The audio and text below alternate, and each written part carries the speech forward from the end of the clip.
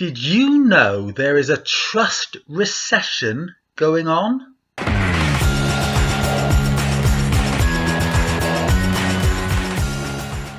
Apparently it's very obvious on YouTube, where pollsters found only 41% of Americans believe, for example, that online content is completely accurate and human-generated.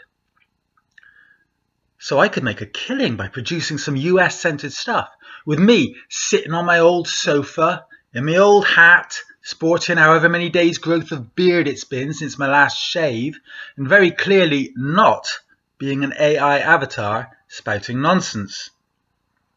75% of Americans say they trust the internet less than ever before, and I understand the bar was pretty low to start with. And you know what? I'm wondering how many UK viewers, well, UK citizens in general, are in the same boat. It wouldn't surprise me if the number was very high indeed. Just look at the people we are expected to believe. Mel Stride, the Conservative Shadow Chancellor, springs instantly to mind. Did you hear about his speech at the Tory conference?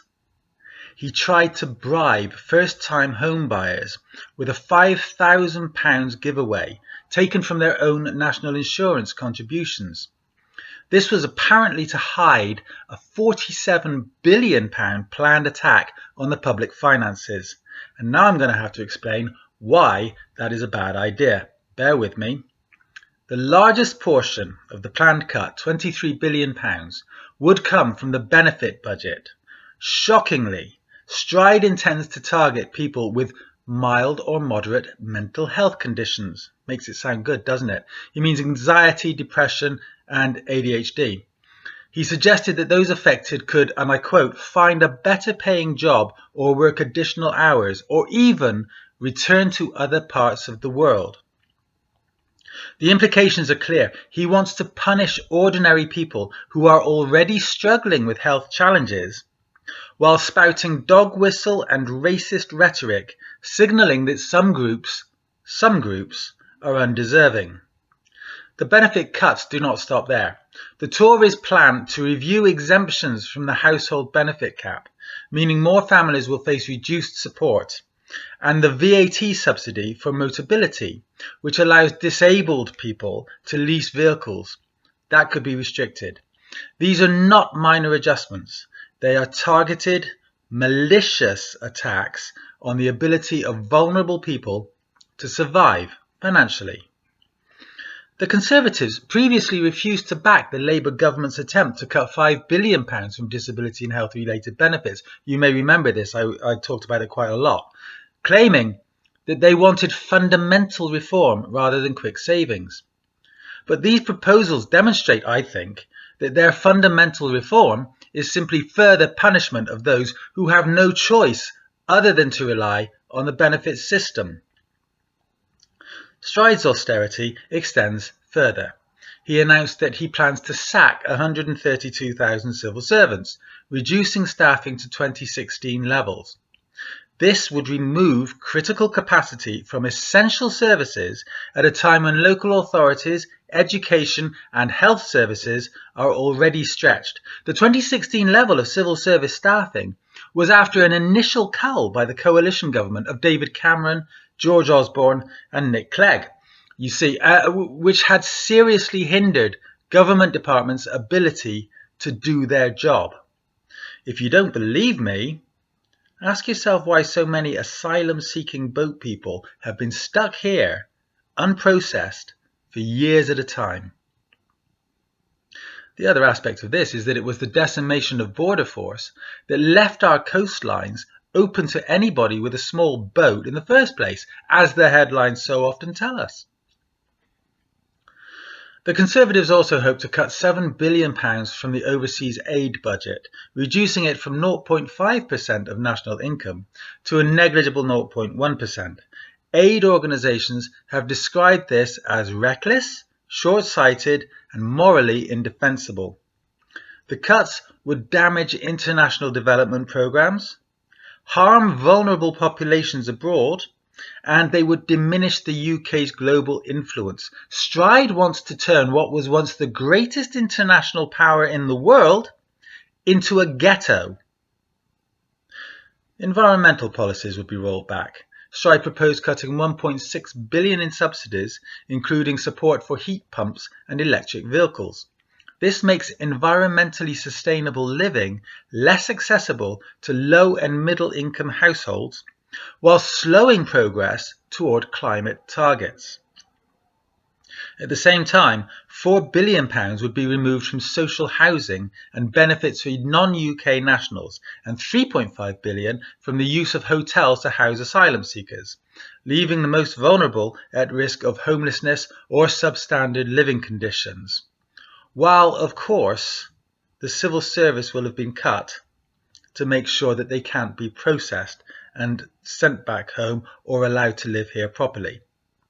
It's a perfect storm for them, isn't it?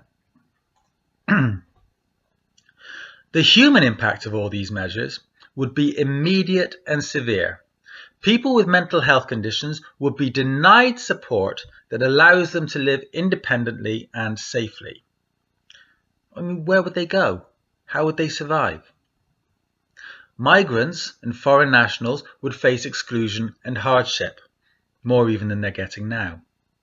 Families relying on welfare would see benefits curtailed, while the wealthy would go on profiting from assets and passive income, as they have continued to do under Labour. Stride justifies all this by insisting that harder work guarantees prosperity. I mean, what a crock! It is outdated and morally reprehensible when the lazy rich are enjoying passive income from assets the rest of us can't afford to enjoy.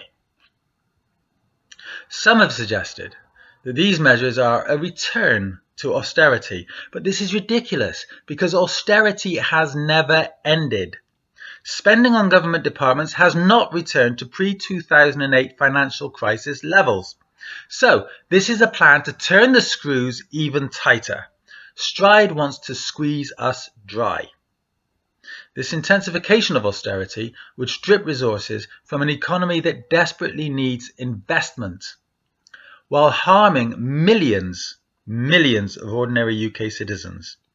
Far from delivering prosperity or even a pathway towards it, these plans threaten deeper poverty, social instability, and widened inequality.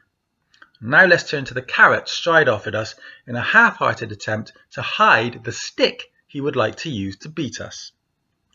At the top of his speech, strategically positioned to lead media organisations by the nose, Stride offered a £5,000 first job bonus for first-time homebuyers, framed as a reward for young people entering full-time employment. He said he would take it from the national insurance paid by these people. He would basically give it back to them.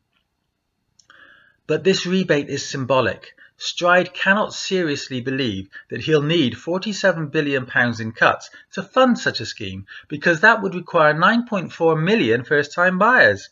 And that's completely unrealistic. For a start, most people who are likely to want to be first-time buyers would need another £25,000 for the deposit on a new property. And where are they going to get that? This rebate is a smokescreen, intended as nothing more than a distraction from the scale and cruelty of the austerity measures, rather than to provide meaningful support to young people struggling to get on the housing ladder. Put it all together, and it is a policy package so harsh that no amount of carefully chosen words can disguise it. A school bully attack on the poorest, most vulnerable and disadvantaged, dressed up as fiscal responsibility. The answer is not to take money out of the economy, it is to ensure that money going into it is used to the best effect. Economists talk about fiscal multipliers. That's when money injected into the economy creates profit that then, circulating through the system, creates more profit, thereby making it possible to fill in any black hole that is bandied about. Reading between the lines of Stride's speech, and I'm sure he did not want this, the Conservative plan is designed to benefit a privileged few, while forcing ordinary citizens deeper into financial precarity. The £5,000 rebate is a half-hearted attempt to conceal the moral and social cruelty of punishing people with mental health issues, restricting benefits for migrants, slashing foreign aid, weakening environmental protections, and intensifying economic inequality.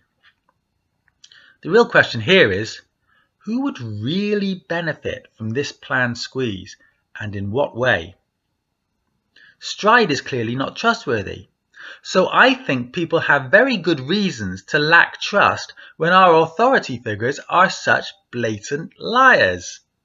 And that's why I think you need people like me, sitting on my old sofa, with my old hat and my several days' growth of beard, explaining to you what is going on and what it means, and actually showing how I worked it out.